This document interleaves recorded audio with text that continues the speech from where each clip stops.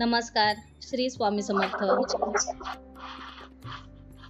नमस्कार. श्री स्वामी समर्थ. सुलभाताई गेल्या 3 वर्षापासून आपली ओळख आहे. सुरुवातीला तुम्ही मला जेव्हा फोन केला होता तेव्हा तुम्ही स्वामींविषयी फार निगेटिव्ह बोलत होता.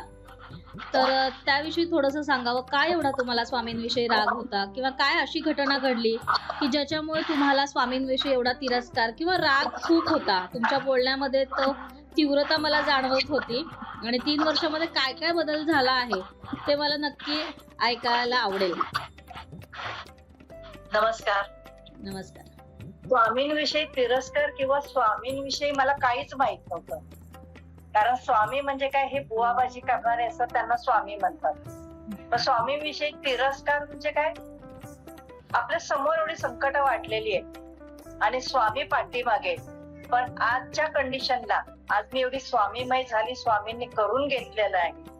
कारण ते जसे मला सेवा द्यायचे किंवा मला जे प्रचिती देत होते त्याच्यावरून मी स्वामीमय झालेले. आणि आज मी स्वामींना म्हणायची, काय स्वामी स्वामी स्वामी करतात, पुढे संकट मागे तुम्ही उभे आहात, तुम्ही पुढे या, संकटाशी तुम्ही पुढे सामना करा. पण आज मी म्हणते, आज माझे प्रत्येक सेवेकरींना, प्रत्येक माझ्या ओळखीतल्यांना मी एकच वाक्य म्हणते, स्वामी असता पाठीशी चिंता न भय कशाची. जे एकेकाळी ती म्हणत होती स्वामी काय मागे आहेत, पुढे संकट आहेत, पण आज तीच व्यक्ती म्हणते, आज मी तेच म्हणते की स्वामी असता पाठीशी चिंता न भय कशाची. तर ह्याच अनुभव असा आहे की स्वामींनी वेळोवेळी अनुभव दिलेले, नजर प्रत्येकाला दिलेली आहे, पण दृष्टी क्वचितांनाच दिलेली असते. तुम्ही ज्या दृष्टीने बघताय स्वामींना, स्वामी काय असे कमंडलू घेऊन किंवा काठी घेऊन येणार नाही. स्वामी कुठल्याही स्टँडर्ड रूपात सुद्धा येतात. तर तुम्ही म्हणाल स्वामी म्हणजे असेच आहेत, तर तसं नाही.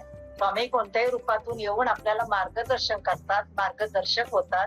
आणि मला त्याची प्रचिती आलेली आहे, मला वेळोवेळी मार्गदर्शन केलं. त्यामुळे मी आज स्वामीमय झाली. स्वामींनी आपली सेवेकरी करून घेतलेली आहे. उलट मी शंकर महाराज मठात जरी गेली तर शंकर महाराज मठात माझे गुरुबंधू आहेत जे स्वामी महाराजांचे सेवेकरी आहेत. मी तिथे गेले की मला ते स्पष्ट म्हणतात, ताई म्हाताऱ्याने प्रसाद ठेवलाय, तुला शिरा ठेवलाय, म्हातारे तुला म्हाताऱ्याने शिरा ठेवलाय. म्हणजे असं ज्या वेळेस बोलतात ना, त्यावेळेस आपण नाही झालेलो असतो, त्यांनी आपल्याला आपलं करून घेतलेलं असतं. अगदी बरोबर. आपले बरोबर. आज मी हॉस्पिटलमध्ये ड्युटी करून जरी मी मठात गेली, एकदा असंच नागपंचमीला गेलेली होती मठात.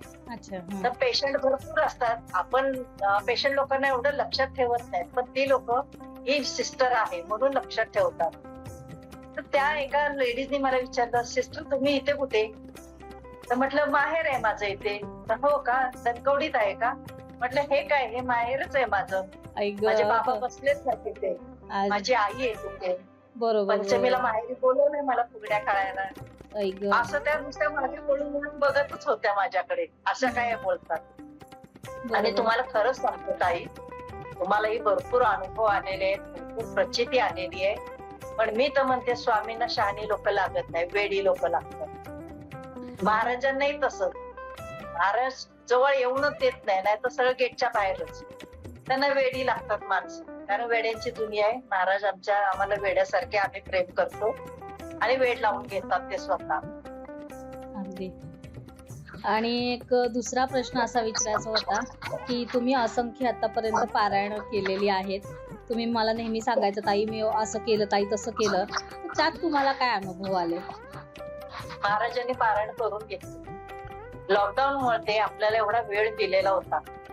खरं ती महाराजांचीच कृपा म्हणायचं की तुम्ही घरातल्यांशी कम्युनिकेट राहावा, एकाग्रतेने राहावा, एका मुठीने राहावा. मग त्या वेळेचा उपयोग आपण काय करून घ्यायचं, तर स्वामी सेवा करा.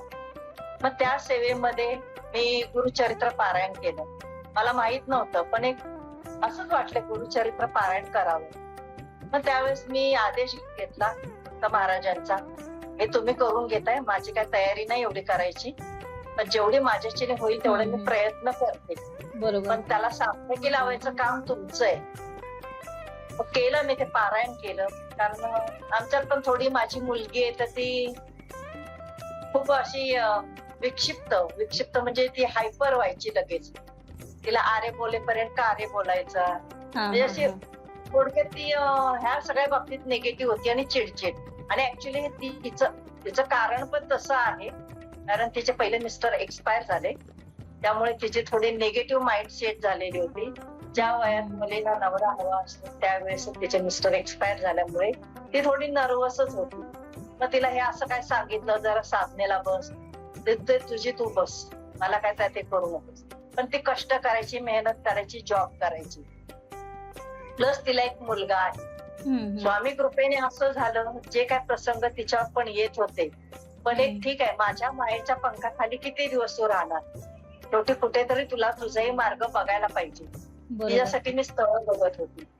ताई, तुम्हाला पण मी सांगितलेलं होतं की मुलीसाठी स्थळ बघा. बरोबर. पण कसं ते वेळ आल्याशिवाय पण काही गोष्टी होत नाही. मी सुद्धा भरपूर स्थळं बघितली की बाबा तिला एक मुलगा आहे, मुलासकट ऍक्सेप्ट करणारा पाहिजे. आणि झालं असं बरं झालं. आणि एकदा असं तिथं ते देवपूजेला अगं नुसतं एकदा तरी हात जोड, देवपूजा धुवून घेऊन वगैरे तर राहू दे देव धुवायचं, दिवा पण लावू नकोस, पण हात तरी जोड, इथपर्यंत मी बोलायची. कारण परमेश्वराला काय नको असतं, 2 हात 1 मस्तक, एवढं तुमची फुलंही नको. 2 हात 1 मस्तक टेकवा, महाराज लगेच तथास्तु बोलायला तयार. बरोबर. तू करतेस ना, बस झालं. अरे मी करते, मग माझ्या मुलांसाठी, मग होतंय ना, आम्हाला पण मिळतंय ना, पण तू तुझ्या मुलासाठी कर. ते वेळ आल्यावर म्हणजे तीही अशी निगेटिव्हच होती. आणि एकदा असंच झालं, आता गेल्या वर्षी ती स्वतःहूनच मला बोलली की मम्मी मला स्वामींचं पारायण करायचं. माझी एकदम बॉडी स्पार्क झाली, जी हात जोडायला पण नाही म्हणत होती. बघ म्हटलं, जर स्वामींची जर इच्छा असेल तुझ्याकडून करून घ्यायचं तर काहीच हरकत नाही, पण तुझी तयारी पाहिजे. स्वामींची इच्छा असणे, तुझी तयारी पण पाहिजे. तर हा म्हटली, तर मग त्याचे काय नियम वगैरे, तुला झेपेल तसं कर. महाराजांनी, स्वामींनी काही असं नियम लावलेले नाही की हे असंच करा तसंच करा, तुला जमेल तसं कर. आता तिची असते नाईट शिफ्ट, संध्याकाळी 6 वाजता कॉम्प्युटरवर बसते, ते पहाटे 3:30-4ला म्हणजे शट डाऊन होतं. मग ती असं बोलता बोलता ती म्हणते, मग मी करते पारायण. गेली दत्त मंदिराच्या इथे जाऊन तिने ते स्वामी चरित्र पोथी आणली आणि मग तिने एक असा वाद, चांगला असा धरला वाद. गुरुवारपासून मग तिने सुरू केलं. मग सुरू केल्यावर तिने नियम धर्म सगळं पाळून, म्हणजे पिवळी साडीच नेसून, म्हणजे एकच ती आहे तीच साडी 7 दिवस, ती नाही काय नाही आहे तशी, ते केलं. आणि अळणी जेवण, म्हणजे आज तुम्ही जे पहिल्या दिवशी ताटात घेतलेलं आहे, मेथीची भाजी, चपाती, वरण भात, अळणी असं नाही, वरण भात पण तिखट नाही,